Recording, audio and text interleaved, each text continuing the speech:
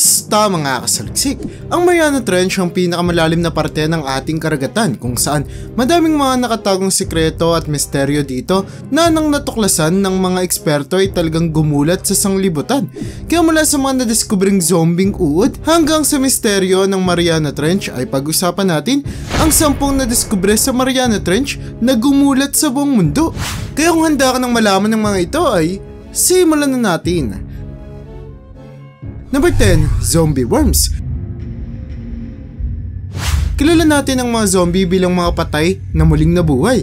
Ngunit alam mo ba na hindi lamang sa lupa makikita ang mga halimaw na ito, kundi pati na rin sa ilalim ng ating karagatan?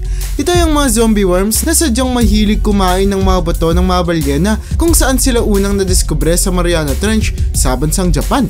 Ngunit wag mong iisipin na patay na ang kakaibang mga bulate na ito dulot na nakuha lamang nila ang pangalan na zombie dahil ang kahulugan ng zombie sa wikang Latin ay ang mga ngain ng mga buto na perpektong description sa mga hayop na ito na kahit pa may nakakatakot na itsura at pangalan ay hindi makapagdudulot ng peligro sa kahit na sinong tao.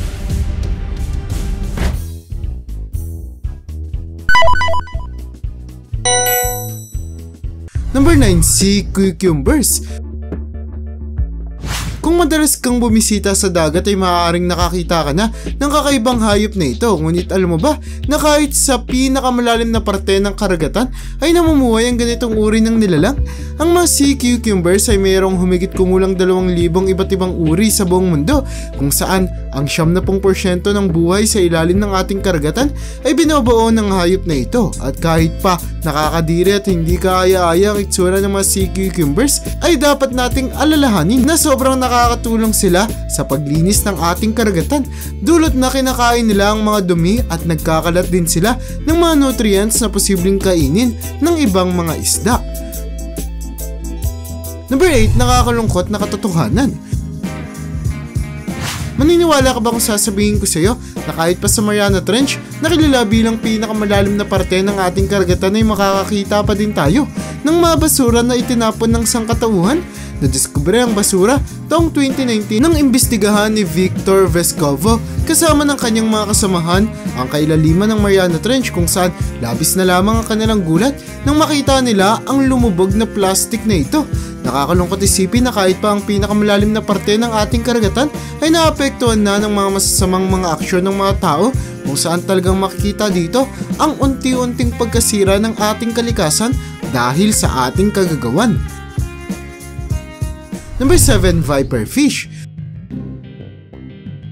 Sadya naman talagang mas malalim na parte ng ating karagatan matatagpuan ng mas kakaiba at nakakagulat na mga nilalang sa ating planeta. Kagaya na lamang ng isda na ito na tinatawag na viperfish na may kakaibang uri ng paghuli ng kanyang mga makakain.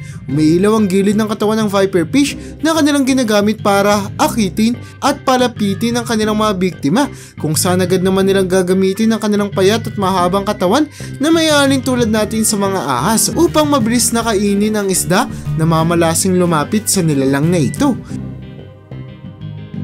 Number 6. Telescope Octopus. Kung makikita mo ang hayop na ito ay paniguradong magugulat ka sa itsura nito dulot na kahit pa ang kanyang katawan ay halos transparent na ay agad na mapupuko ang iyong atensyon sa mata nito na luwa at parang tube na naging dahilan para pangalanan ng hayop bilang Telescope Octopus.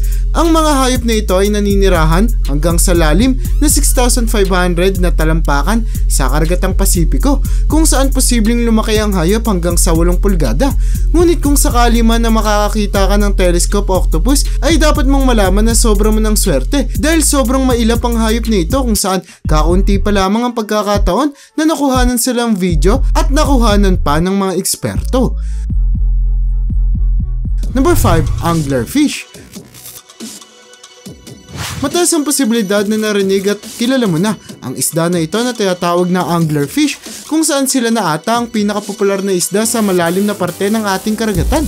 Ang mga anglerfish ay sumikat dahil sa kakaibang uri ng paghuli ng pagkain ng kanilang kababaihan kung saan kagaya ng viperfish ay pinapailaw din ng mga ito ang bahagi ng kanilang katawan para palapitin ang mga isda kung saan ang parte ng babaeng anglerfish na umiilaw ay ang tila babumbilya na nakasabit sa kanilang noo. Ang mga lalaking anglerfish ay tila ba isang normal na isda lamang at wala silang light bulb, kaya't madali lamang matutukoy kung ano ang kasarian ng anglerfish base lamang sa kanilang itsura. Number 4. Mariana Snailfish. Sadya talagang misteryoso para sa ating mga eksperto kung paano na lamang nagkaroon ng buhay sa ilalim ng Mariana Trench, kung saan ang isa sa ikinagugulat ng mga eksperto na nabubuhay sa pinakamalalim na parte ng ating karagatan ay ang Mariana Snailfish, kung saan matatagpuan ang isda na ito sa lalim na halos 27,000 na talampakan.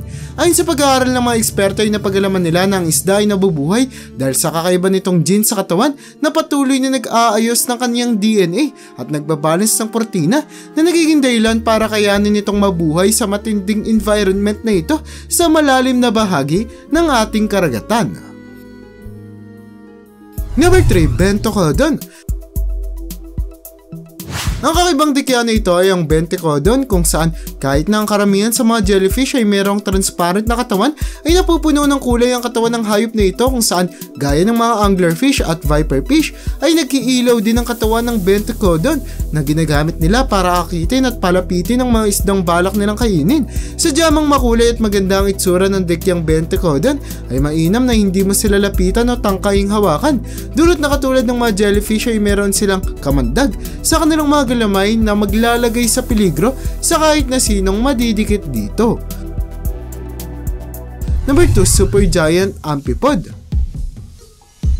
Kung mahilig ka sa hipon ay posibleng magustuhan mo ang hayop na ito na nadiskubre sa Mariana Trench na tinatawag na Supergiant Amphipod, o sa madaling sabi ay isang uri ng dambuhalang sugpo. Nadagdag pa sa higanting sukat nito ay wala silang shells na magiging dahilan para kung lulutuin mo ang hayop ay hindi mo na sila kakailanganin pang balatan. Ang sukat ng Supergiant Amphipod ay kayang umabot sa lagpas isang talampakan ng haba, dulot na sadyang wala silang kahit na anong kakompetensya sa mga pagkain sa malalim na parte ng ating karagatan, kaya't sobra na lamang ang kanilang nagiging paglaki. Number 1. Pinakakakaibang nadiskubre sa Mariana Trench.